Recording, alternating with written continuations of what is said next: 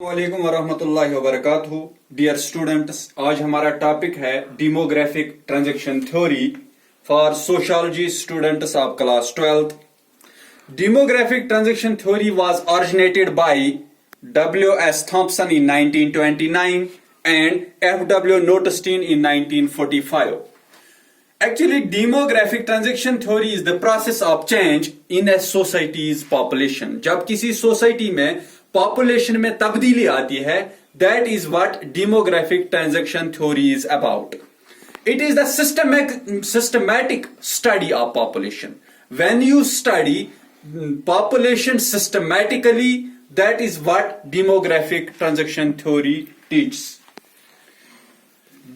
Demography is of Greek origin and is composed of two words. Demos means people and graphin means describe. Demography studies उस process के साथ associated है जिसमें हम population की change study करते हैं, जैसे कि population size, birth rate, death rate and migration. Demographic transaction theory says that the population growth is directly related to the overall levels of economic development. यानी जिस पर्टिकुलर रीजन की economy जैसी होगी उसी के हिसाब से उस रीजन की पॉपुलेशन होगी. इस थ्योरी के मुताबिक इकोनॉमिक डेवलपमेंट से डेथ रेट कम हो जाती है और बर्थ रेट इंक्रीज हो जाती है, जिसकी वजह से पॉपुलेशन बढ़ जाने का अंदेशा रहता है. There are four stages of demographic transaction theory and these four stages are as follows. The first stage is high birth rate, death rate and low rate of population growth. The second stage is high and stationary birth rate, rapidly declining death rate, very rapidly increase in population. The third stage is falling birth rate, low death rate and rapidly rising population.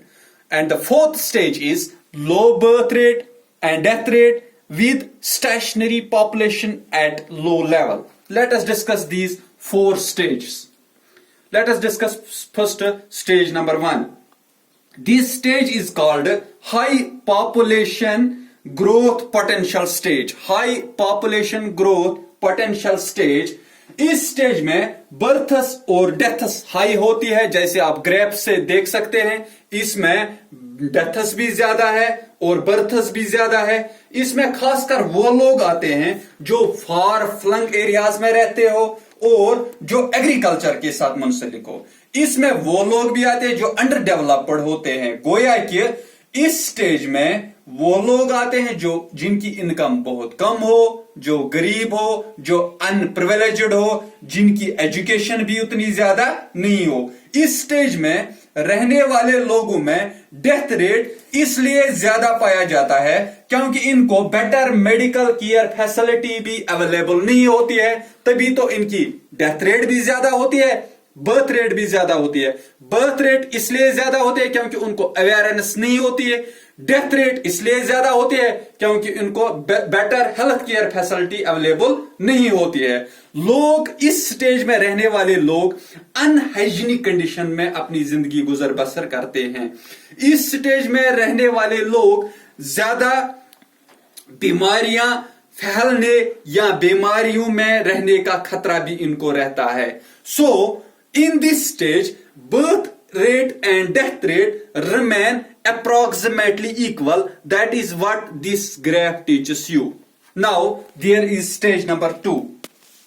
High and stationary birth rate, rapidly declining death rate, very rapidly increase in population. That is stage number 2.